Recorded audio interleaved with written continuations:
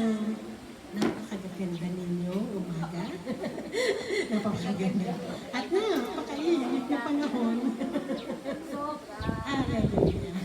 Nawa po, hindi tayo malimit ng init ng panahon para hindi po magbigay ng ating best worship sa Panginoon. Kasi the mere fact po na buhay tayo ngayon, may kalakasan, safe, it is by the grace of God for all of us. Amen? May I ask everyone to please stand up.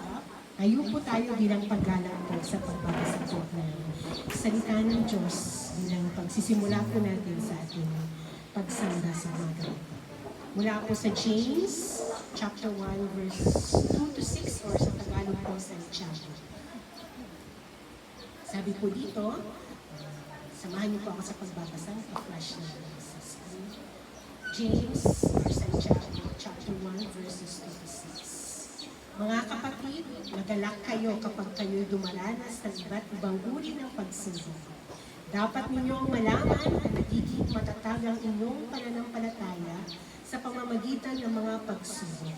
At dapat kayong magpakatatag hanggang wakas upang kayo'y maging ganap at walang pagkukulang.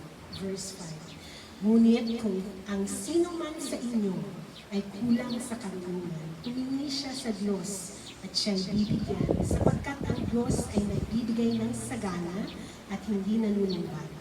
Subalit ang humihingi ay dapat magtiwala sa Diyos at huwag mag-alinlangan, sapagkat ang nag-aalinlangan ay parang alon sa dagat na itinataboy ng hangin kahit saan. Purihin po ang Panginoon sa kanyang makapangyarihang salita sa atin. Let's just worship the Lord. Salamat po, Diyos, aming Ama. Pinupuri ka namin, dinadakila ka namin. And we welcome you in this place, Almighty God. We welcome the Holy Spirit with your sweet anointing upon us, O Lord, this morning. As we worship you, as we praise you, Father God, Lord, move mightily in this place, O God, hallelujah. Magnify the praises of you. Lord, as you search our hearts this morning, we will see a grateful heart. A heart with joy in spite of trials and problems, because we know, Father God, Lord, that you are the God who is in control. Take full control of this morning's worship. Move mightily and speak unto our hearts and our minds, O Lord Jesus. As we give you our praises, O Lord God, kayo po ang magtaas sa aming kalagitnaan. Purihin ka at sambahin ang dakilang ngalan mo.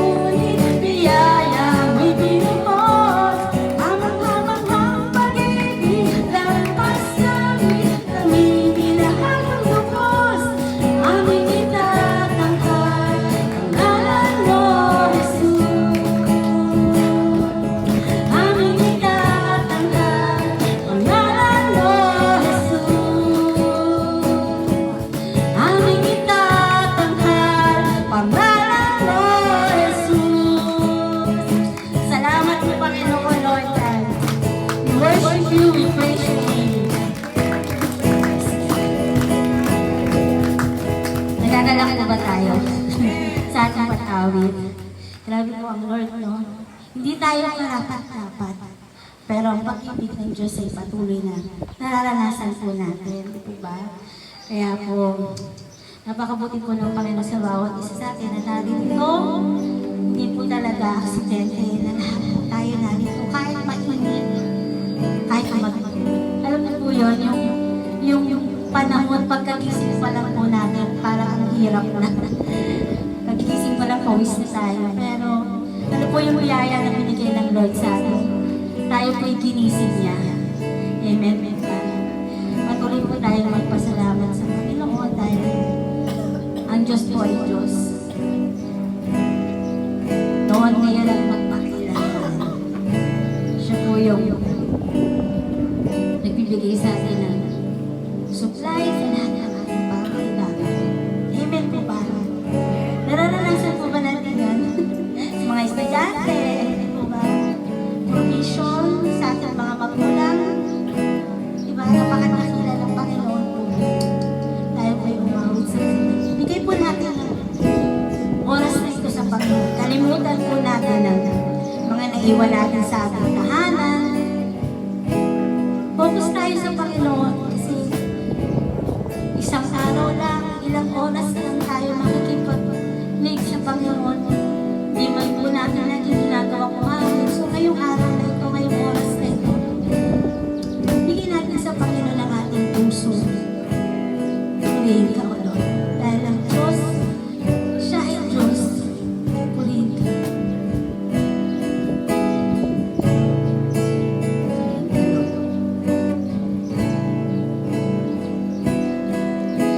Because of who you are, I give you glory. Because of who you are, I give you praise. Because of who you are, I will lift my voice and say, Lord, I worship you. Because of who you are, Lord, I worship you. Because of who you are. Because of who you are, I give you glory. Because of who you are, I give you praise. Because of who you are, I will lift my voice and say, Lord, I worship you. Because of who you are, Lord, I worship you. Because of who you are,